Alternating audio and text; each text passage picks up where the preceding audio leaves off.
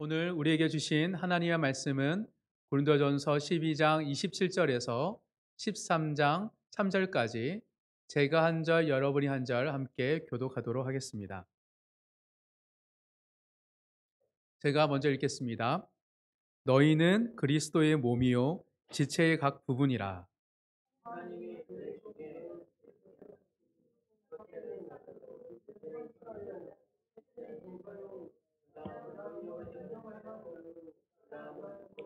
은사와 서로 돕는 것과 다스리는 것과 각종 방언을 말하는 것이라. 다 사도이겠느냐? 다 선지자이겠느냐? 다 교사이겠느냐? 다 능력을 행하는 자이겠느냐? 다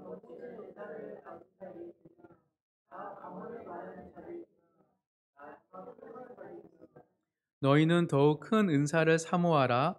내가 또한 가장 좋은 길을 너희에게 보이리라. 사람의 방언과 천사의 말을 할지라도 사랑이 없으면 소리나는 구리와 울리는 꽹과리가 되고, 내가 예언하는 능력이 있어 모든 비밀과 모든 지식을 알고 또 산을 옮길 만한 모든 믿음이 있을지라도 사랑이 없으면 내가 아무것도 아니요 내가 내게 있는 모든 것으로 구제하고 또 내 몸을 불사르게 내줄지라도 사랑이 없으면 내게 아무 유익이 없느니라. 아멘. 오늘은 고린도전서 12장 27절에서 13장 3절까지의 말씀을 통해 가장 좋은 길이라는 제목으로 함께 말씀을 나눌 때, 인생의 여러 길 중에서 가장 좋은 길을 선택하시고 걸어가시는 사랑하는 모든 형제 자매 되기를 간절히 소망합니다. 존 오토버그가 쓴 관계 훈련이라는 책에 보면 이런 말이 있습니다. 믿음을 애착이라는 관계 용어로 설명하는 내용이 있습니다. 믿음은 단순히 생각의 차원이 아니라 마음의 차원에까지 이른다라고 말하는 것이죠. 제가 한번 그 부분을 읽어드리겠습니다. 우리 모두는 무서워하지 않아도 돼, 괜찮아 라는 말을 듣기를 간절히 원한다. 그런데 우리에게 이 말을 해줄 만큼 크고 강한 분은 오직 하나님 뿐이시다. 괜찮지 않을 때도 부모들은 자녀에게 괜찮다라고 말한다. 하지만 온전히 건강한 사람으로 성숙하기 위해서는 정말로 괜찮다는 믿음이 필요하다. 이것이 성경이 전하는 복된 소식이다. 실제로 하나님 안에서는 모든 것이 괜찮다. 하나님 나라와 그 안에 사는 인생에게는 모든 것이 괜찮다. 이것이 우리가 하나님과의 친밀함을 추구하는 이유다. 그분에 대한 애착은 우리 믿음의 핵심이다. 이것을 심리학자들은 애착이라고 부르고 성경은 믿음이라고 부른다. 어린아이가 엄마에게 확신과 애착을 갖듯이 우리도 하나님께 확신과 애착을 갖고 살도록 창조되었다. 하나님과 맺은 견고한 연결은 사람들과의 친밀함을 형성하는 기초가 된다라고 말을 합니다.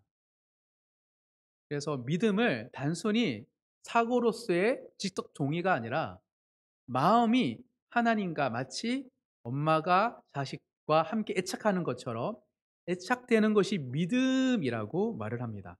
그러면서 이렇게 얘기하죠. 달라스 윌라드가 이렇게 말했다. 인간의 삶의 자연적인 상태는, 죄를 짓지 않는 인간의 상태는 서로 다른 사람에게 뿌리를 내린 상태다. 죄가 없으면 모든 인간은 다른 사람들에게 뿌리를 내려 있대요.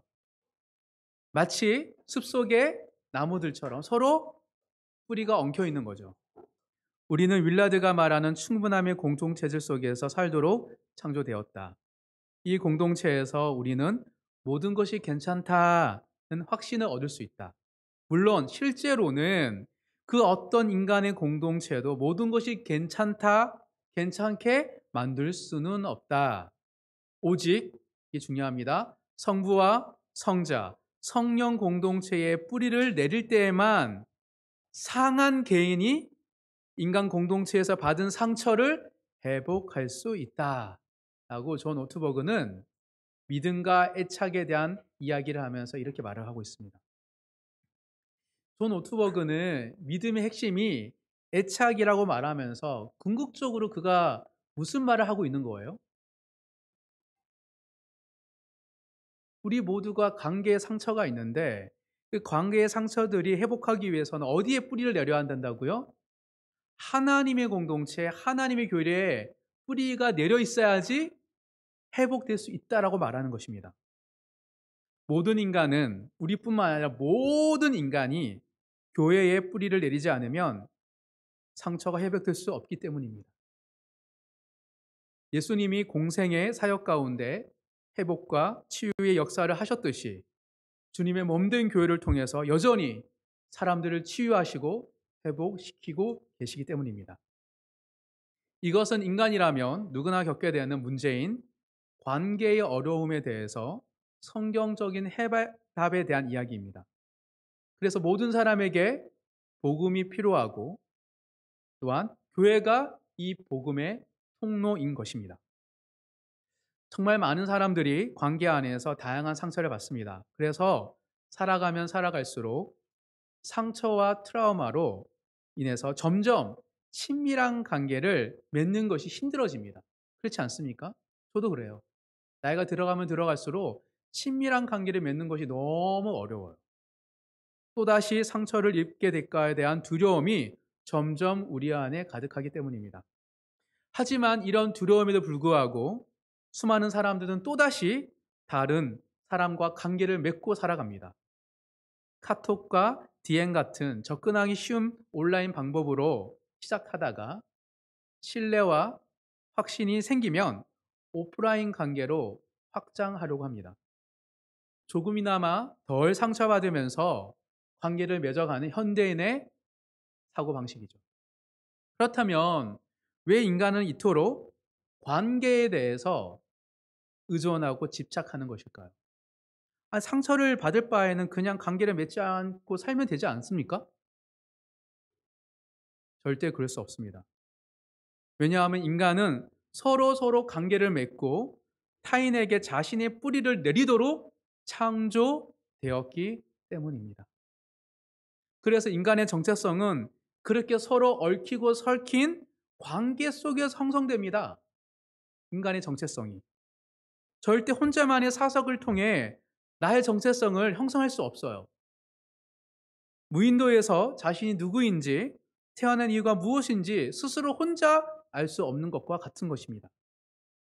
그래서 인간의 정체성도 관계 안에서 형성되고 더불어 인간의 행복도 관계 안에서 형성됩니다. 성경은 관계의 체교 단계인 사랑의 관계에 대해서 우리에게 강조합니다. 하나님을 사랑하라, 이웃을 사랑하라. 명령하시죠. 이것은 율법이 아니라 우리를 살리고 우리를 아름답게 하는 하나님의 사랑의 언어입니다.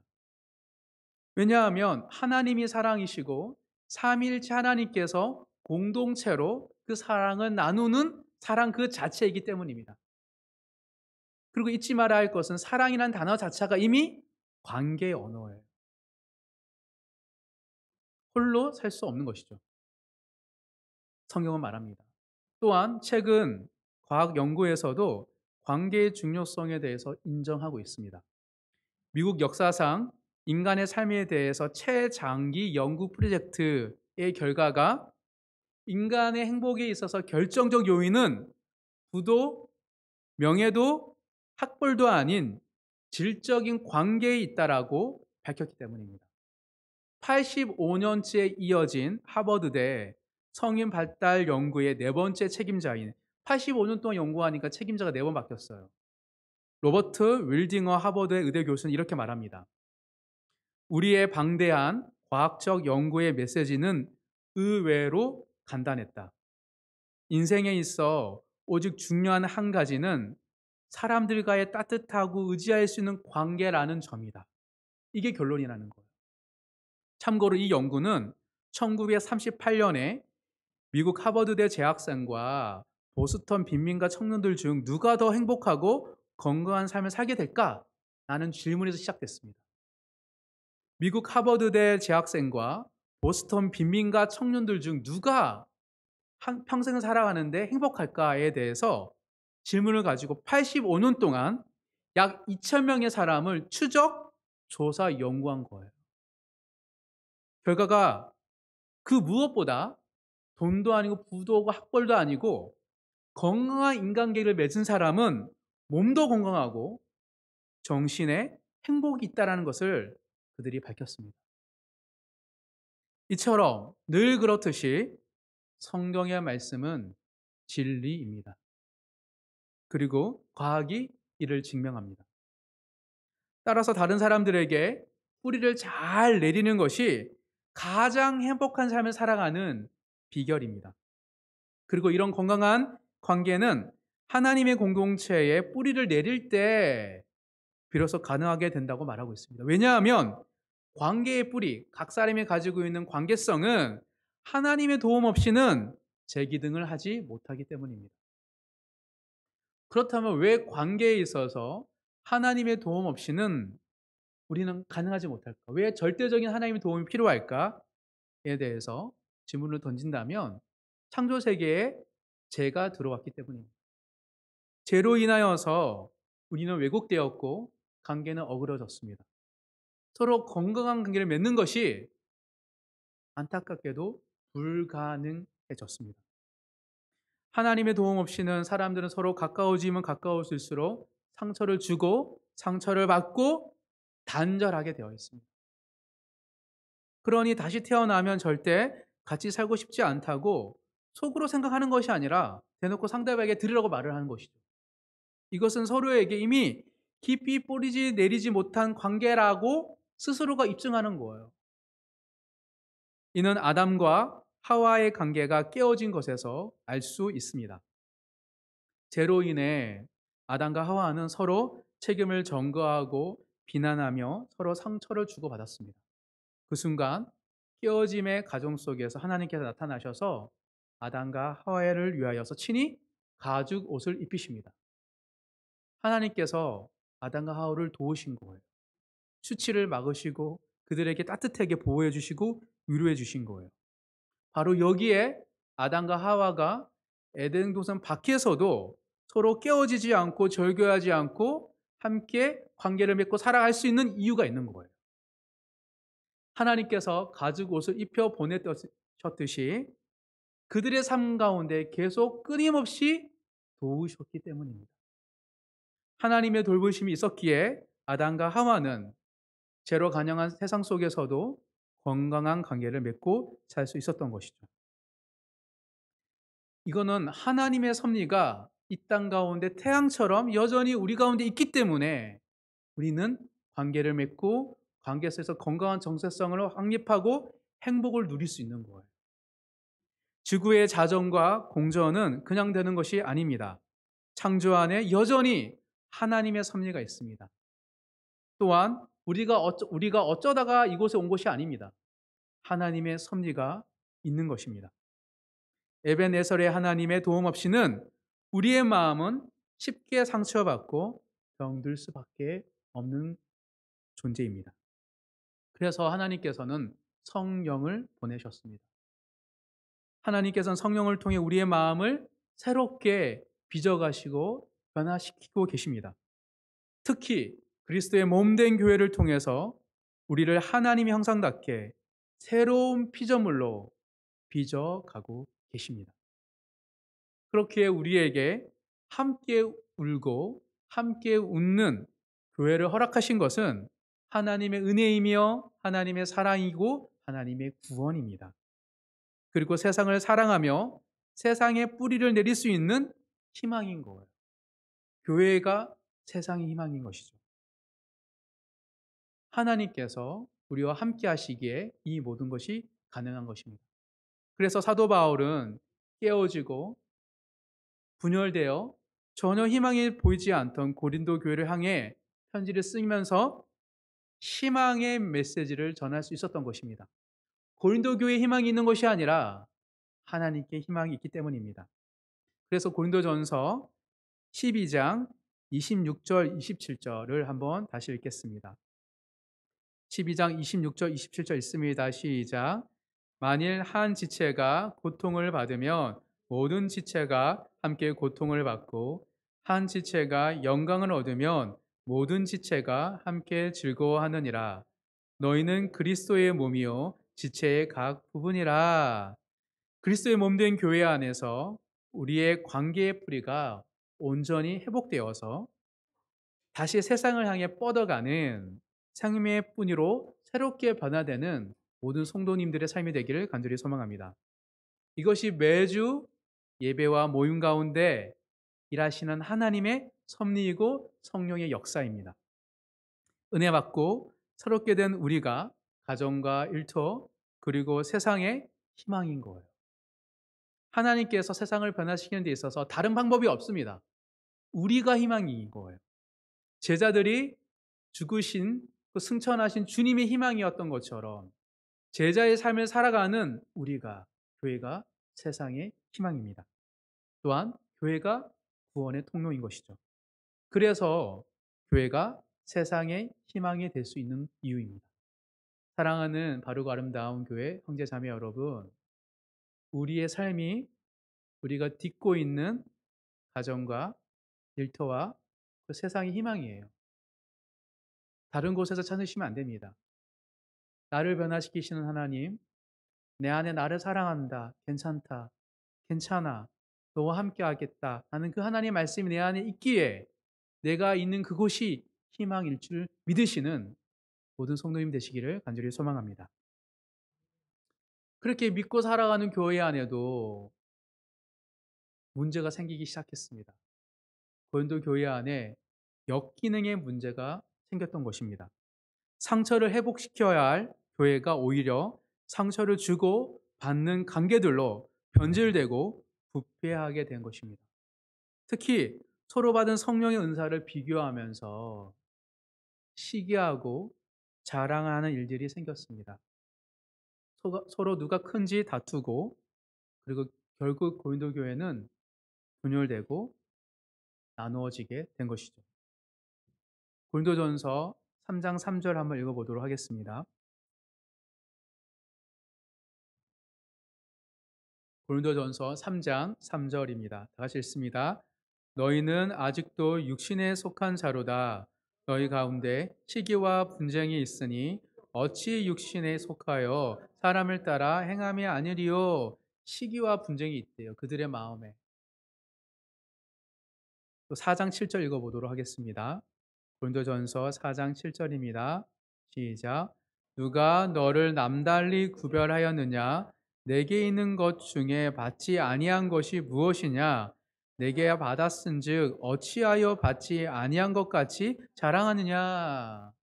성도들이 내가 받은 은사, 나를 통해 일하신 하나님을 자랑하기 시작했습니다. 하나님을 자랑하는 것이 아니라 나를 자랑하기 시작했던 거예요. 누가 어떤 은사를 받았느냐에 따라서 그 사람의 능력과 지기를 판단하고 서로 구별하면서 어떤 일이 생겼냐면 서로 은혜를 주고받고 하는 거룩한 관계가 서로 간절을 끊고 서로 시기하고 질투하고 구분하는 세속적 관계로 변질되게 된 것입니다. 도대체 상처받은 사람들이 교회를 통하여서 상처가 회복되고 그 상처가 회복됨으로 말미암아 세상에게도 나를 상처 준 가정에게도 나에게 상처 준 일터에도 나갈 수 있는 힘을 주었던 교회가 어떻게 서로 상처 주고 서로 편가르는 일이 생길 수 있었던 것일까요? 도대체 어떻게 하다가 고린도 교회가 이 지경까지 오게 된 것일까? 이에 대해서 오늘 본문인 12장에서 사도 바울이 마지막 절에서 이렇게 말합니다. 12장 31절을 다 같이 한 번 더 읽겠습니다. 12장 31절입니다. 너희는 더욱 큰 은사를 사모하라. 내가 또한 가장 좋은 길을 너에게 보이리라 하고 사랑장으로 넘어가죠. 여기에 결론이 있습니다. 보통 이 구절을 고린도전서 13장 사랑에 대해서 말하기에 앞서서 모든 은사 중에 가장 큰 은사가 사랑의 은사이다라고 해석하는 경향이 많이 있습니다.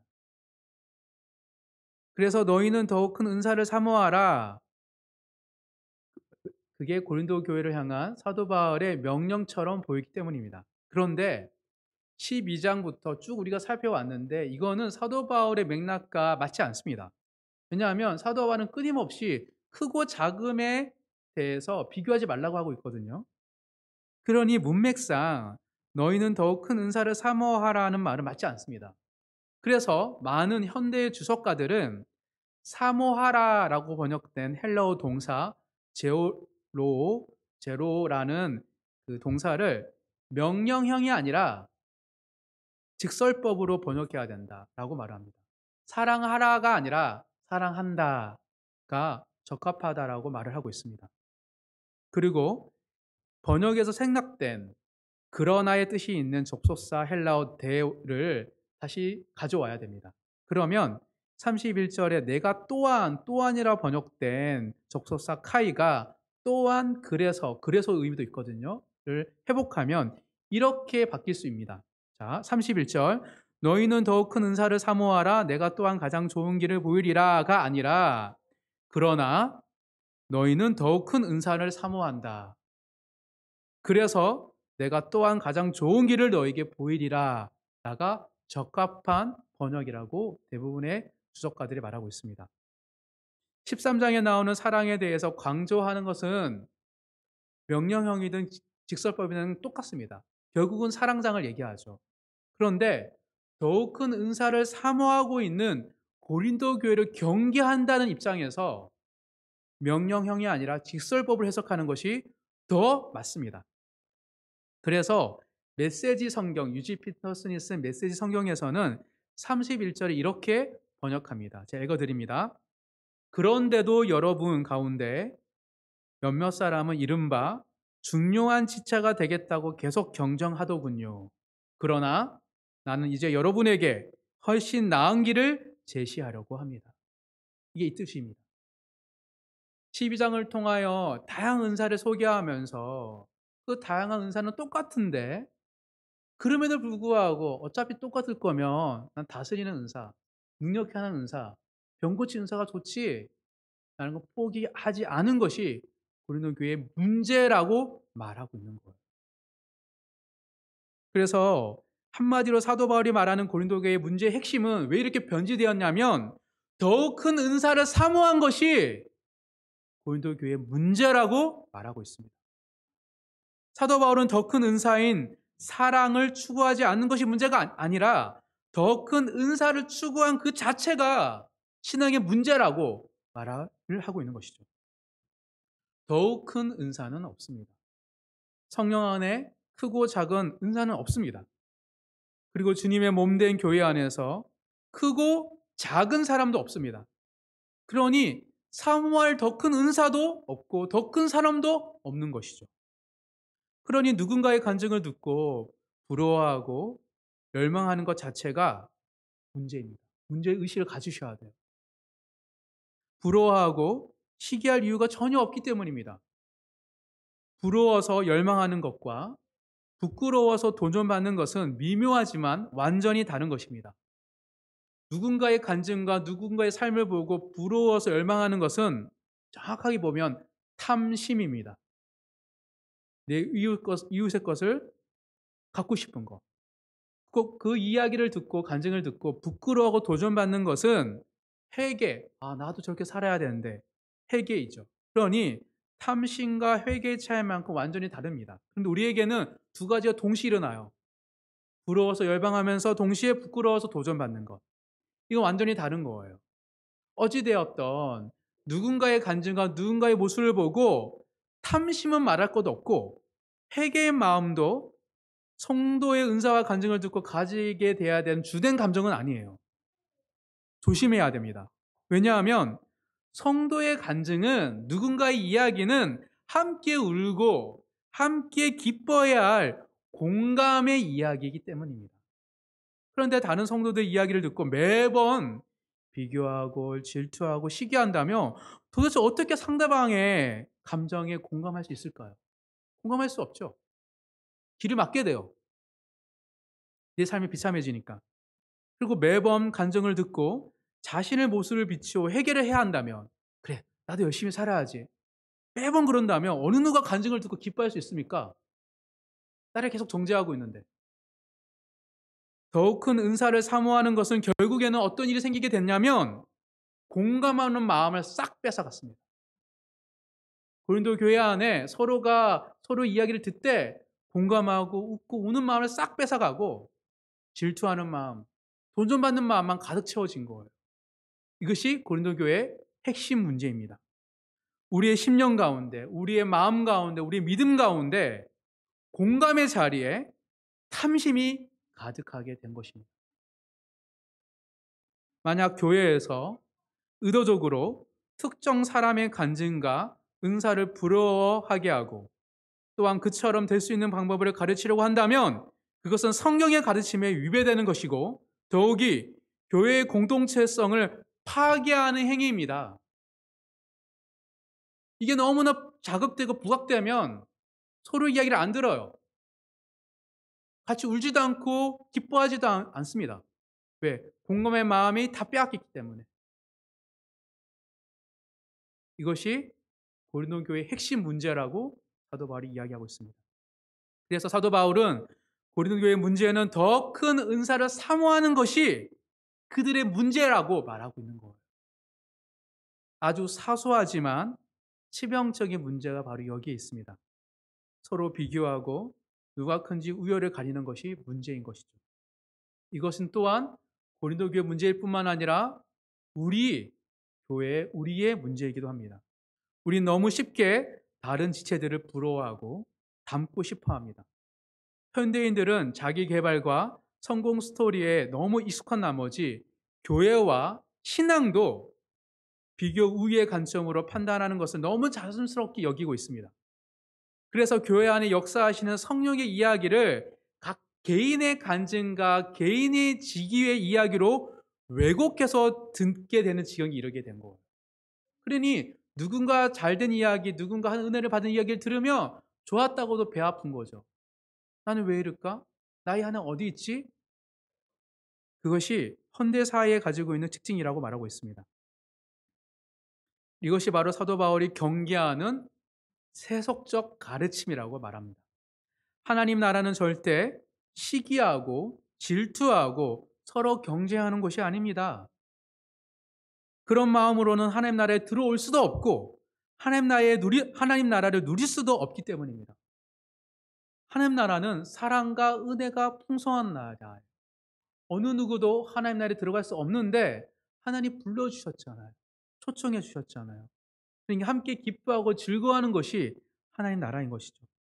세상의 나라가 서로 비교하고 경쟁하는 양육 강식의 법칙이 지배하는 곳입니다. 교회는 절대 세상이 되어서는 안 됩니다. 교회는 하나님의 나라가 되어야 하는 곳이기 때문입니다.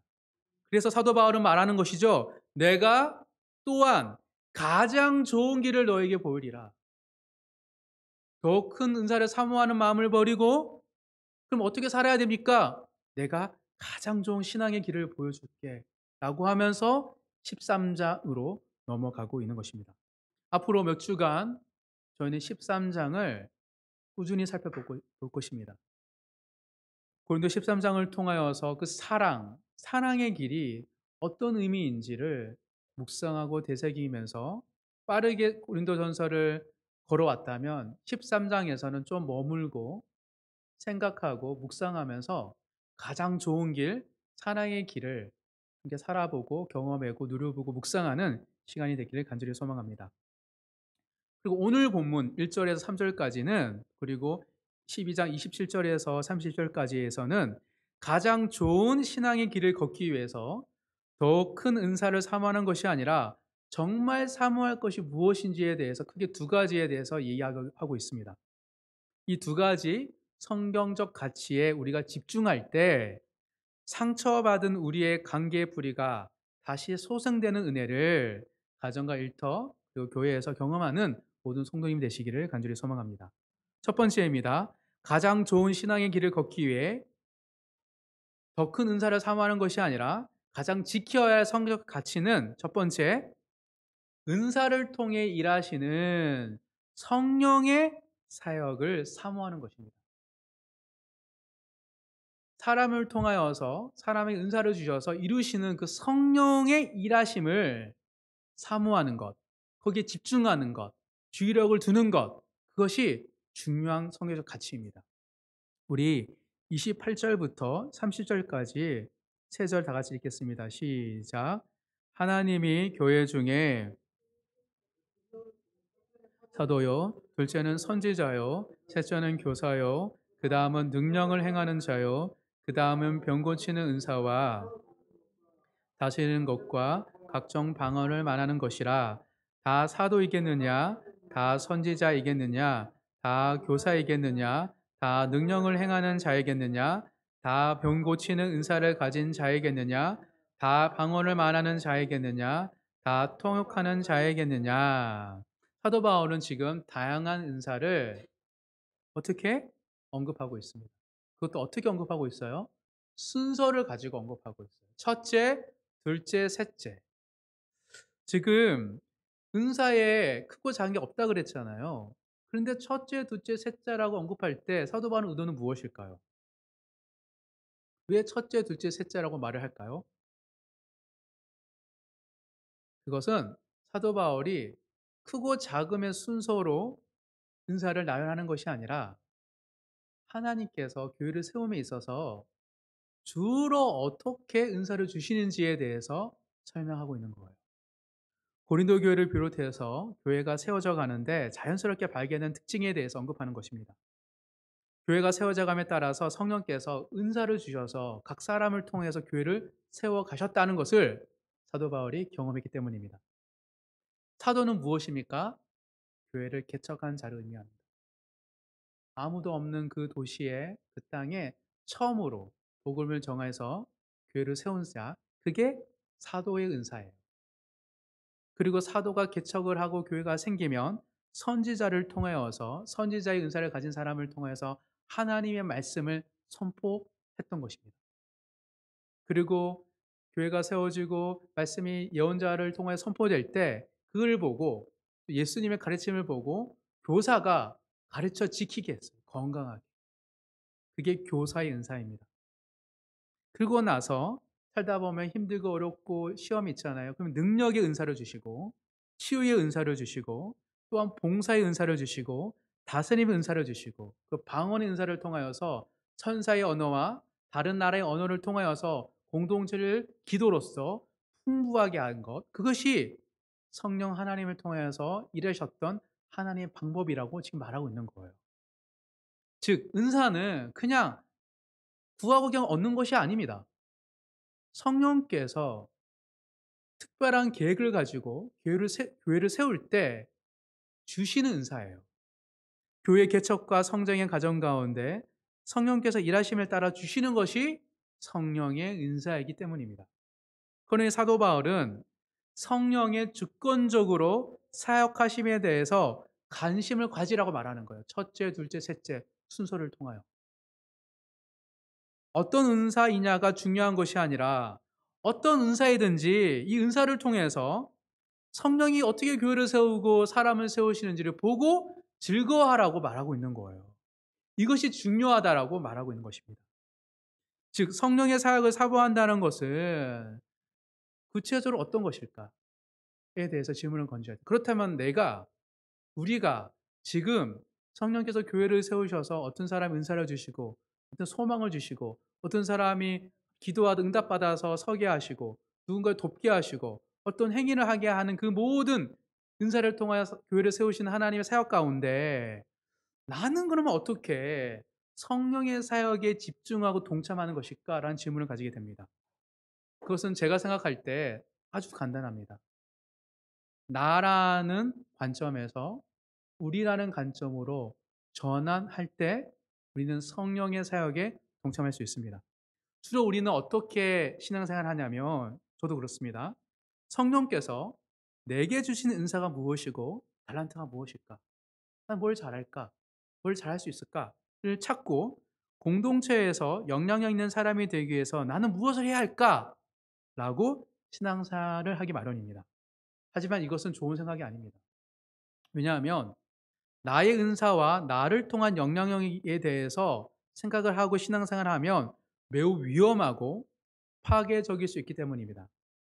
이런 생각으로 나의 은사, 내가 나를 통해 일하신 하나님에 대해서 생각하고 신앙생활을 오래 하면 오래 할수록 어떤 일이 생기냐면 오히려 외로워지고 단절을 경험하게 될 것입니다.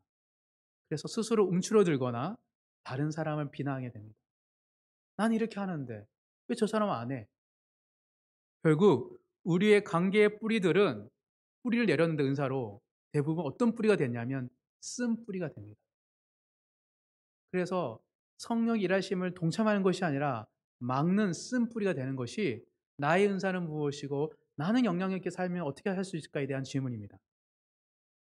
그래서 가장 좋은 신앙의 질문은 나의 자리에 우리를 넣으면 됩니다. 제가 읽어드릴게요. 성령께서 우리에게 주신 은사가 무엇이고 공동체가 영향력 있는 그리스도의 몸으로 세워지기 위해서 우리는 무엇을 해야 하는가 하는 질문을 던질 때 이 공동체 가운데 일하시는 성령이 보이기 시작합니다. 나의 눈에는 저 사람 은사가 없을 것처럼 보였는데 갑자기 본인이 은사 있다고 섬기고 갑자기 누군가가 사모함이 생긴다고 섬겨주고 그들의 말과 그의 하답에 내 안에 기쁨과 즐거움이 찾아오는 것들을 경험할 때 성령께서 지금 각 사람 가운데 사모함과 은사를 주셔서 하나님의 교회를 세워가시는구나라는 것을 볼 수 있는 거예요. 나의 은사, 내가 섬길 것만 생각하면 절대 안 보입니다. 성령께서. 우리에게 이런 기본적인 생각이 왜 신앙생활 생활할수록 알고 있었던 생각이잖아요. 우리가 내가 아니라 우리다. 근데 왜 이렇게 생소하게 느껴지는 것일까? 그것은 우리가 마음이 죄로 물들어 있기 때문입니다. 그래서 죄로 물든 우리의 내면은 우리의 생각은 거의 없어요. 오직 나만 있어요. 나의 생각, 나의 감정, 나의 환경, 나의 형편. 우리는 욕망이 있는 육체의 본성이 그래요. 본성은 나의 욕망, 나의 욕구, 나의 필요를 계속 얘기하거든요. 우리의 육체 자체가 우리라는 이야기를 계속 나로 바꾸고 있습니다. 그리고 세상의 풍조가 그렇습니다. 세상이 개인주의를 찬양합니다. 자아를 강조하고 있어요. 내가 원하면 뭐. 그러니 세상의 풍조도 우리를 빼고 나를 강조하고 있어요. 더불어 이 강교한 사단이 교묘하게 속삭입니다. 우리 내면에서. 에이, 그래도 더 큰 은사를 사모해. 네가 더 큰 은사를 해야지. 사람들 말은 그렇지만 아니야. 더 봐. 앞에 선 사람. 저 사람이 사람들이 좋아하고 영향이 있잖아. 라고 사단이 강교하게 말을 하기 때문입니다. 따라서 우리는 나의 은사에 집중하지 말아야 합니다. 은사를 통해 일하시는 성령의 사역에 집중해야 합니다. 그 자체에. 교회는 특정 누군가로 세워지는 곳이 절대 아닙니다. 성령께서 철저하게 세워가시는 곳이 교회입니다. 그래서 우리가 성령께서 교회를 크든 작든 교회와 공동체를 때로는 가정을 때로는 회사를 어떻게 세워가시는지를 우리가 볼 때 우리에게 어떤 변화가 생기냐면 하나님 우리 공동체에 필요한 은사가 이런 거예요. 하나님 일꾼을 보내주세요. 하나님 누군가가 필요합니다. 그러면서 기도를 하기 시작합니다. 일터에서도 가정에서도 교회에서도. 그것이 우리를 공동체를 가지고 살아가는 자들에게 나타나는 성령의 사역의 민감함입니다. 그리고 하나님이 부르신 성도들의 은사와 간증 그리고 그들의 헌신에 대해서 기뻐하게 됩니다. 놀라운 건 뭐냐면 누군가 이야기를 듣고 기쁨이 찾아오고 즐거움이 찾아오고 그의 영혼이 잘 되는 것이 너무 좋아요. 어느 순간 공감하고 함께 울고 함께 우는 그 마음이 우리 안에 찾아오는 것을 경험해야 될 줄 믿습니다. 이게 첫 번째, 더 큰 은사를 사모하는 것이 아니라 은사를 통하여서 교회를 세우시는 성령의 사역 그 자체를 사모하는 사람들의 특징입니다. 두 번째, 가장 좋은 신앙의 길을 걷기 위해서, 사랑의 길을 걷기 위해서는 더 큰 은사를 사모하는 것을 내려놓고 두 번째 지켜야 할 성적 가치는 무엇이냐면 사랑을 통해 맺어지는 성령의 열매를 사모하는 것입니다. 첫 번째는 성령의 사역을 사모하는 것이고 두 번째는 성령의 열매입니다. 성령의 사역은 은사는 항상 어떤 열매를 맺어지게 되냐면 사랑의 열매가 맺어집니다. 우리 13장 1절에서 3절까지 한번 더 읽겠습니다. 시작. 내가 사람의 방언과 천사의 말을 할지라도 사랑이 없으면 소리나는 구리와 울리는 꽹과리가 되고 내가 예언하는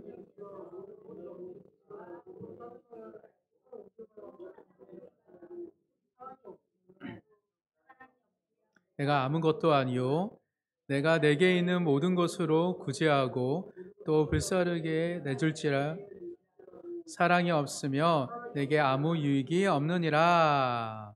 놀랍은 것은 28절에 나왔던 은사를 그대로 대칭해서 말하고 있습니다. 그 모든 걸 가진다 할지라도 사랑이 없으면 아무것도 아니래요. 그러니까 은사를 가지고 교회를 세워가는 사람이 되었음에도 불구하고 사랑이 없으면 우리에게, 나에게 전혀 유익이 되지 않대요. 왜냐하면 사랑이 없으면 신앙은 아무것도 아니기 때문입니다. 사랑은 성령의 열매입니다. 그래서 고린도 갈라디아서 5장 22절에 보면 제가 읽어드리겠습니다. 사도 바울은 말합니다. 오직 성령의 열매는 사랑과 희락과. 사랑은 성령의 은사가 아닙니다. 성령의 열매입니다. 그래서 은사대로 살아갈 때 항상 무엇이 맺히냐면 사랑이 맺히는 것입니다. 근데 놀라운 사실이 있죠.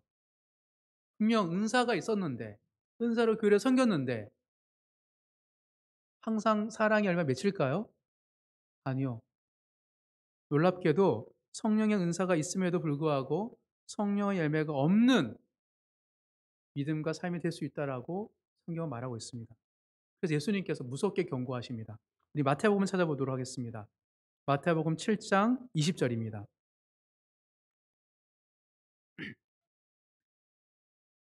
마태복음 7장 20절에서 23절까지 예수님께서 이렇게 경고하십니다. 열매 없는 것에 대해서 20절부터 23절까지 읽습니다. 시작. 이러므로 그들의 열매가 그들을 알리라. 나더러 주여 주여 하는 자마다 다 천국에 들어갈 것이 아니요 다만 하늘에 계신 내 아버지의 뜻대로 행하는 자라야 들어가리라. 22절 23절입니다. 그날에 많은 사람이 나더러 이르되 주여 주여 우리가 주의 이름으로 선지자 노릇하며 주의 이름으로 귀신을 쫓아내며 주의 이름으로 많은 권능을 행하지 아니하였나이까 하리니 그때에 내가 그들에게 밝히 말하되 내가 너희를 도무지 알지 못하니 불법을 행하는 자들아 내게서 떠나가라 하리라. 아멘. 너무 충격적이죠. 은사가 있었고 선지자 노릇했음에도 불구하고 사랑의 열매가 없는 자들에게 예수님께서는 너희를 도무지 알지 못한다라고 말하고 있습니다. 달리 말하면 하나님은 하나님의 백성이 아는 사람들을 통해서도 일하시는 분이라는 겁니다. 따라서 우리는 우리 안에 성령의 열매, 사랑이 있는지 없는지 늘 점검해야 됩니다. 달리 말해서 성령께서 왜 우리에게 은사를 주실까요? 우리가 필요해서 아닙니다. 성령은 친히 교회를 세울 수 있습니다. 사랑의 열매를 맺게 하려고 우리에게 은사를 주시는 거예요. 어떻게 사랑의 열매를 맺습니까? 성령이 주신 은사를 가지고 크든 작든 크고 작은 게 없습니다. 어떤 은사든 성령 안에서 함께 그 은사를 가지고 동참해서 성령의 사역을 즐거워한다면 어떤 일이 생긴다고요? 성령의 열매가 맺힌대요. 그게 사랑이라고 말하는 거예요. 즉 우리의 삶에, 우리의 감정에, 우리의 인생에 사랑의 열매가 가득 맺히기 위해서 하나님은 때로 교회를 세우고 공동체를 세우고 우리 은사를 통하여서 사랑을 맺히게 하는 것입니다. 이게 성령이 우리가 은사를 주시는 목적이에요. 즉 사랑이 목적인 거예요. 근데 사랑이 없는 그 어떤 은사를 할지라도 도대체 무슨 소용이 있습니까? 예수님도 모른다 하는 그런 인생이 무슨 가치가 있을까요? 그래서 우리는 늘 어디에 민감해야 됩니까? 사랑과 성령에 민감해야 됩니다. 왜? 성령이 우리 삶에 사랑의 열매 맺히게 하는 것이지 우리가 사랑하려고 하는 열심과 우리의 노력이 사랑을 맺히는 게 아니에요. 그거는 봉사하고 구제지 사랑의 열매는 성령의 열매예요. 성령께서 맺어지게 하는 게 사랑이에요. 성도들 어떻게 사랑할 수 있습니까? 원수를 어떻게 사랑하냐요? 원수 사랑할 수 없어요. 근데 성령이 우리 가운데 원수 같은 자들을 사랑할 수 있는 그 마음을 주시는 거예요. 언제? 성령의 은사 따라 살아갈 때. 그래서 예수님께서는 이렇게 얘기합니다. 성령에 대해서. 마가복음 마지막입니다. 마가복음 3장입니다.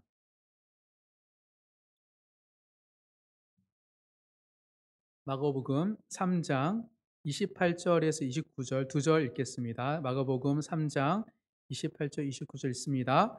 내가 진실로 너에게 이르노니 사람의 모든 죄와 모든 모독하는 일은 사하심을 얻되 누구든지 성령을 모독하는 자는 영원히 사하심을 얻지 못하고 영원한 죄가 드러내리라 하시니라.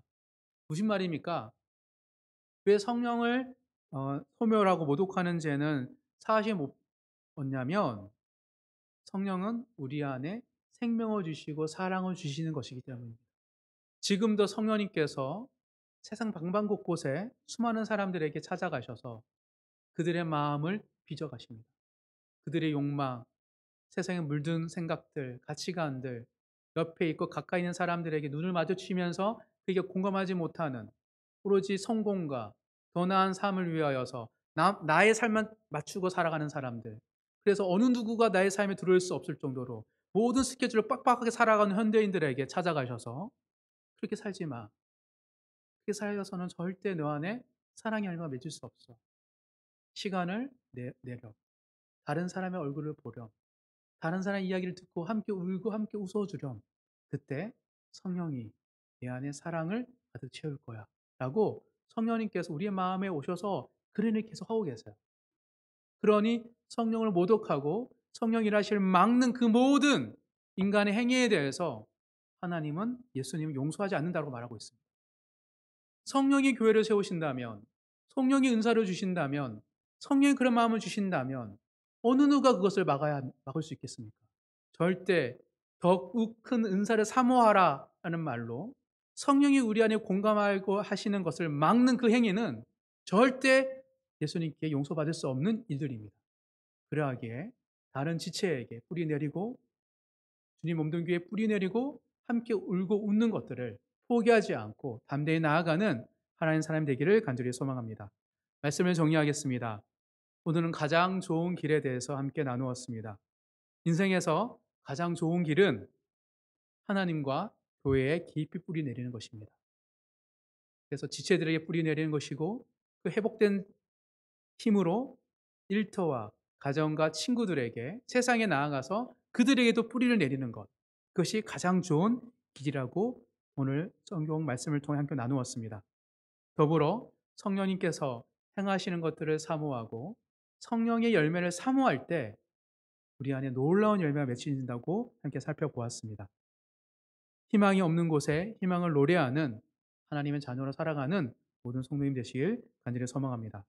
앞으로 몇 주 동안 함께 사랑에 대해서 함께 묵상할 때 그 사랑의 열매가 우리 삶에 가득 풍성히 열리는 그것을 함께 보고 함께 기뻐하는 모든 성도님 되기를 간절히 소망합니다.